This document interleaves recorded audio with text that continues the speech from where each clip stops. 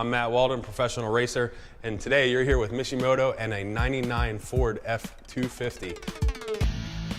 This is the Powerstroke diesel, and we are making some serious power, and for serious power, we need serious cooling. This here is the Mishimoto Radiator for the Ford Powerstroke 7.3 diesel, and whether you're rolling coal, rolling to the track, or just having a good time, this guy is going to keep the motor cool. It features fully polished end tanks, TIG-welded aluminum core, and the radiator, this radiator itself, there's no plastic on it, so even though the stock one has plastic end tanks, this is going to last longer than the actual truck. You can't go wrong with these guys, and if you need serious cooling and serious power, this is the radiator for you. These are the tools that are going to be required to install the radiator. You're going to need 2 sets of pliers, one standard, one needle nose, 8mm socket, 11mm socket, 13mm socket, extension, ratchet, and a coolant funnel. Difficulty level on the Mishimoto Radiator would be a 2 out of 5. All right, first things first, before we get started with any kind of taking apart, draining of fluids, you want to make sure the truck is cool, and you want to remove both of the negative battery terminals. You're going to use a 1/2-inch socket on these guys. Don't forget to do them both, or we may be reading about you on the front page of the paper.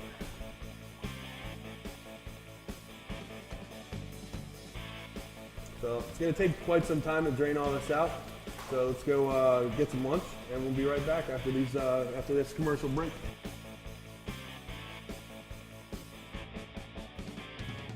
Now that all the coolant's drained out of this, we're ready to rock and roll with the rest of this. First things first, you got to get rid of the jack tools, which make their home right on top of the radiator. After you've got the jack tools out of the way, take your 8mm socket. We're going to use air just in essence to save a little bit of time here. Put it on these guys right in here, get a little close up on that. There you go, buddy. And the radiator upper brackets also, same thing, 8mm. We're going to call this guy Sneaky Pete because you got to lift this up and get under here for this one. So you got those guys out of the way, the upper bracket should come off with one piece. All right, next step is to remove the rest of the coolant reservoir over here. It's already loosened up because we removed the bolts for it for the upper radiator stay. There's 2 more guys right down here. After you got this guy completely loose, you can take off this upper coolant hose on this. This goes to the top of the radiator. After you get the lower hoses disconnected, pull this coolant reservoir straight up. And this is the hose that connects onto the bottom of the radiator that you just undid from downstairs. Next step is take the hose clamp off of the upper radiator hose.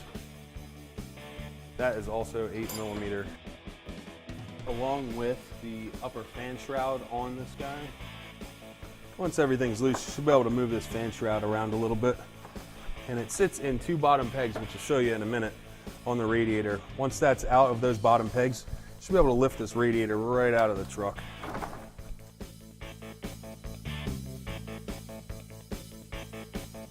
This is another reason you should have a Mishimoto radiator in your car. After 10 years, there's bound to be some dead animals and small deer in the front end of this thing. Check these guys out. Let's do a little comparison real quick. Almost twice the thickness of the stock core. Now that the old radiator is out, in with the new, this Mishimoto unit, it's going to be slid down right in between, just like the old one came out here.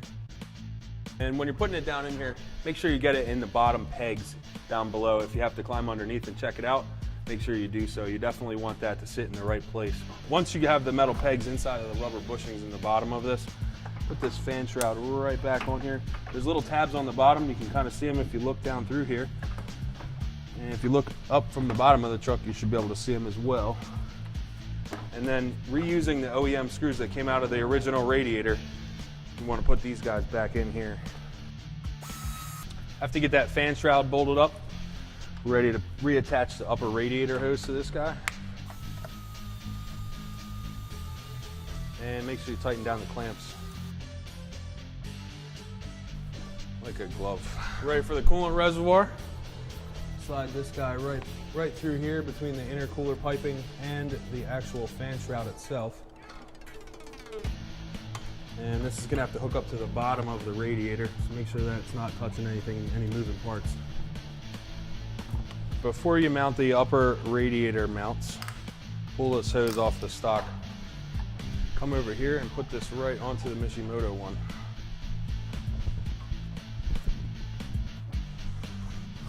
This is going to go from the top of the radiator to the overflow tank.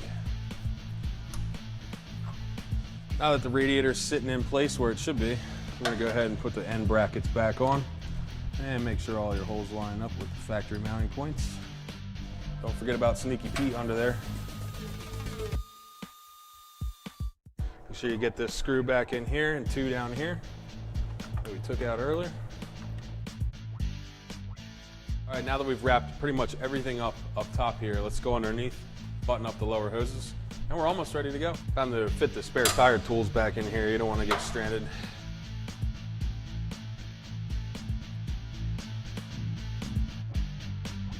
Now that we got everything buttoned up, we're ready to attach the negative battery terminals back on the batteries.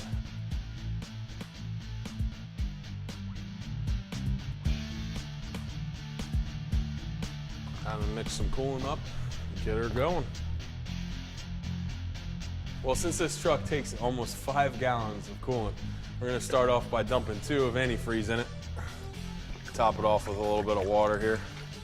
Make sure you use that 50-50 mix. You really want, ideally you want 50% antifreeze, 50% water. All right, after you have the radiator installed, filled back up, start the vehicle, turn the heat on high. You want to monitor the water level in the coolant overflow bottle, as well as also monitoring the coolant temperature gauge on the dash. Take the vehicle on a road test, and you're all finished up with it. Enjoy your new Mishimoto products.